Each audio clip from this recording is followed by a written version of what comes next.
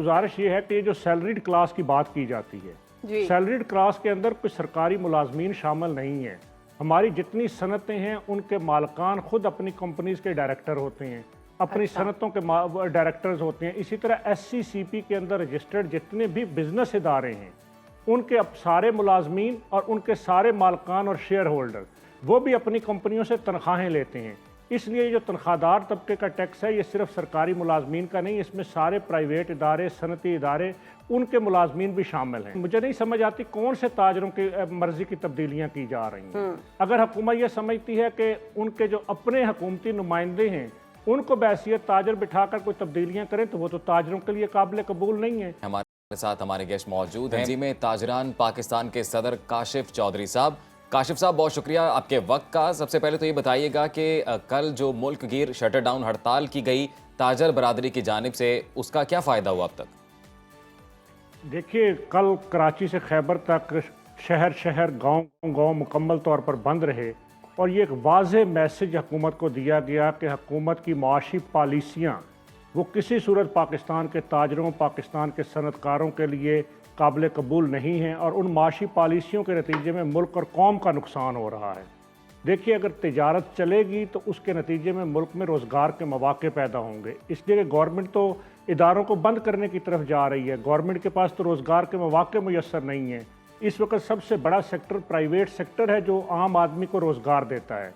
लाखों की तादाद में नौजवान पढ़ लिख कर निकलते हैं तो गवर्नमेंट के पास तो नौकरियाँ नहीं हैं। नौकरियाँ तो सनतकार और ताजर उनको दे रहा है। अच्छा, तिजारत चलेगी तो उसके नतीजे में मुल्क में अमन आता है, इसलिए कि अमन का तल्लक बराह रास्त माश के साथ है। जब लोगों के घर के अंदर चूल्हे बंद होंगे, जब किसी का बच्चा भूख से बिलक रहा होगा, जब उसको दूध नहीं मिलेगा तो वो क्या करेगा? वो लाकानूनियत की तरफ जाएगा। तो इसलिए तिजारत का चलना तो इसलिए भी ज़रूरी है। और फिर तिजारत चलती है तो उसके नतीजे में टैक्स इकट्ठा होता है, जिस टैक्स के पैसे से इस मुल्क का तमाम रियासत का ढांचा चलता है। काशिफ चौधरी साहब, ये तमाम सारी सर ये तमाम बातें दुरुस्त हैं, आप सही फरमा रहे हैं। ये कहिएगा कि ताजर दोस्त स्कीम से क्या मसाइल थे ताजर बरादरी को? देखिए, ताजर दोस्त नाम रखने से तो स्कीम ताजर दोस्त नहीं हो जाती। ये बुनियादी तौर पे तिजारत कुश और ताजर दुश्मन स्कीम लाई गई है। वो इस अंदाज से कि आप देखिए कि मुल्क के अंदर जो ताजर पहले से इनकम टैक्स रिटर्न फाइल करता है, गुज़िश्ता कई सालों से वो रिटर्न फाइल करता है, सबसे पहले तो ये कि उनको उठाकर इस स्कीम में डाल दिया गया। हालांकि ये बिल्कुल असूल है कि जो पहले से ताजर टैक्स रिटर्न फाइल करता है उनको किसी नई स्कीम का हिस्सा नहीं बनाया जाता। इसलिए कि जब ये स्कीम आई तो लोग इसमें रजिस्टर्ड नहीं हुए। जब रजिस्टर्ड नहीं हुए तो उन्होंने पहले से मौजूद टैक्स गुजारों को इस स्कीम में डाल दिया। पहली बात ये। दूसरी बात ये कि इस स्कीम के अंदर बजाय इसके कि आमदन पर टैक्स लगाया जाता, हम हमेशा कहते हैं कि आमदन पर टैक्स लगाया जाए और हर शहरी को जो कमाता है उसको अपने हिस्से का टैक्स देना चाहिए। लेकिन उसकी बजाय इन्होंने पूरे पूरे इलाकों को एक 5 किलोमीटर की 10 किलोमीटर का एक इलाका और उसके ऊपर एक फ्लैट रेट 60,000 रुपया महीना, 40,000 रुपया महीना नाफिज कर दिया, बगैर इस तफरीक के कि यहाँ कोई कारोबार छोटा है या बड़ा है।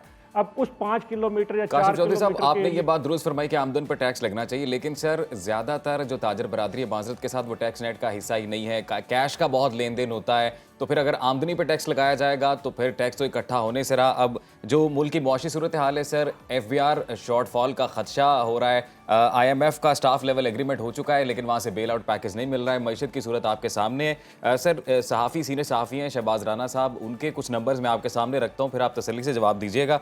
जो इस वक्त सैलरीड तबका है, गुज़िश्ता साल 368 अरब रुपए के करीब उसने टैक्स पे किया और अभी रवा साल 450 अरब के करीब टैक्स पे कर रहा है। ताजर बरादरी की जब हम बात करते हैं तो 17.5 अरब। देखिए, गुजारिश ये है कि ये जो सैलरीड क्लास की बात की जाती है, सैलरीड क्लास के अंदर कोई सरकारी मुलाजमीन शामिल नहीं है।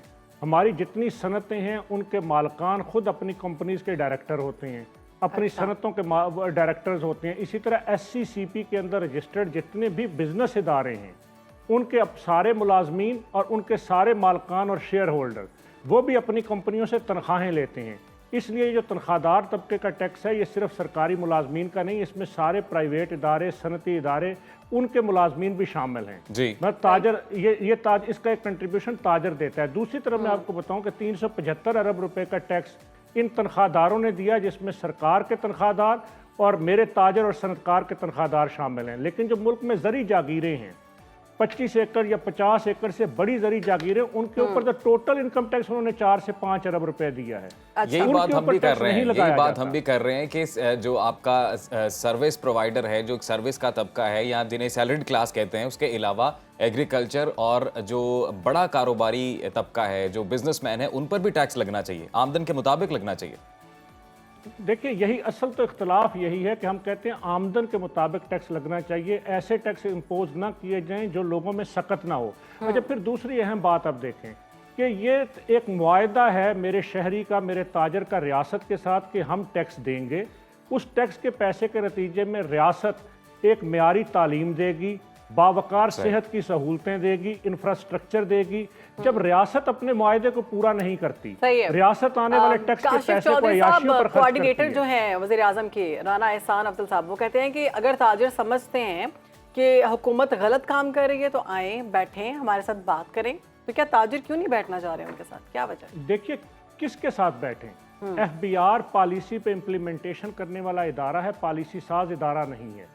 آئی ایم ایف کے ساتھ معاہدے حکومت پاکستان نے کیے اور ظاہر ہے ایف بی آر تو اس کو تبدیل نہیں کر سکتا۔ ایف بی آر کے ساتھ گزشتہ 1.5 مہینے ہم نے کئی میٹنگز کی، جب ان کی طرف سے یہ تسلیم کرنے کے بعد کہ آپ کی باتیں درست ہیں، آپ کے مطالبات درست ہیں، لیکن بے بسی کا اظہار کیا گیا کہ ہم اس پالیسی کو تبدیل نہیں کر سکتے، تو پھر ہم ہڑتال کی طرف گئے اور پھر ہم نے 16 اگست کو ہڑتال کی کال دی اور 28 اگست کو ہڑتال تھی۔ یہ اتنے دن حکومت کے پاس موجود تھے بات چیت کرنے کے، لیکن حکومت سنجیدہ ہی نہیں ہے۔ ایک اور خبر سامنے آئی کاشف صاحب، یہ کہ جو F B R tax scheme میں تاجروں کی مرضی کی تبدیلیاں کی جا رہی ہیں، تو ایسا ہے کیا؟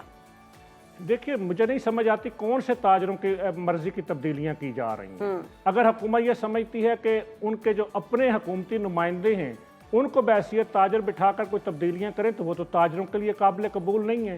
سٹیک ہولڈرز کی مشاورت سے جب پالیسیاں نہیں بنائی جائیں گی تو وہ پالیسیاں زمینی حقائق کے مطابق نہیں ہوتی۔ اس لیے ہم تو بارہا حکومت کو یہ بات کہہ چکے ہیں کہ آپ اگر ٹیکس اکٹھا کرنا چاہتے ہیں ہمارے ساتھ بیٹھیے، بتائیے آپ کتنا ٹیکس لینا چاہتے ہیں، اس کا آسان اور سادہ نظام لائیے، لوگوں کو رشوت، کرپشن اور بلیک میلنگ کا سامنا نہ کرنا پڑے، ایف بی آر کے آڈٹز اور بلیک میلنگ سے بچائیے۔ کاشف چودھری صاحب، پھر تو آسان حل تو یہی ہے کہ جتنا بھی تاجر طبقہ ہے، جتنے بھی تاجر برادری ہے، وہ تمام ٹیکس نیٹ میں شامل ہو جائیں، یہ سب سے آسان طریقہ ہے، اور سب اپنی آمدن کے حساب سے ٹیکس دیں، کیش لین دین کو کم کر دیں، یہ معاملات ہی حل ہو جائے۔ دیکھیے ٹیکس نیٹ کے اندر تو ہمارا مطالبہ ہمیشہ رہا ہے کہ جتنے بجلی کے کمرشل میٹر ہولڈرز ہیں، جو 36 لاکھ کی فگر ہے اس وقت، ان سب کو NTN سرٹیفکیٹ جاری کیا جائے اور ایک آسان سادہ اردو کا انکم ٹیکس ریٹرن فارم لایا جائے جس کے ذریعے وہ سارے اپنی ریٹرنیں فائل کریں، لیکن آج تک وہ نہیں ہو سکا۔ انگلش کا اتنا مشکل ریٹرن فارم ہے کہ جس کو کوئی تاجر کیا کوئی پڑھا لکھا آدمی خود نہیں بھر سکتا، اس کے لیے وکیل کا یا محکمے کے کسی ملازم کا سہارا لینا پڑتا ہے۔ تو کیسے نظام کو درست کریں گے؟ ایف بی آر کی تنظیم نو کی بات کی جاتی ہے، وہ نہیں کی جا رہی۔ چلیں ٹھیک ہے جی، بہت شکریہ۔ تنظیم تاجران پاکستان کے صدر کاشف چودھری صاحب ہمارے ساتھ موجود بیان کر رہے تھے اس سارے معاملے پر، جو کل ہڑتال کی گئی، شٹر ڈاؤن ہڑتال ہوئی تاجروں کی جانب سے، اور انہوں نے کہا کہ ان کا موقف یہ تھا کہ ہمارے جو ٹیکسز ہیں وہ اتنے زیادہ ٹیکس نہیں ہونے چاہیے اور ود ہولڈنگ جو یہ ختم ہونے چاہیے۔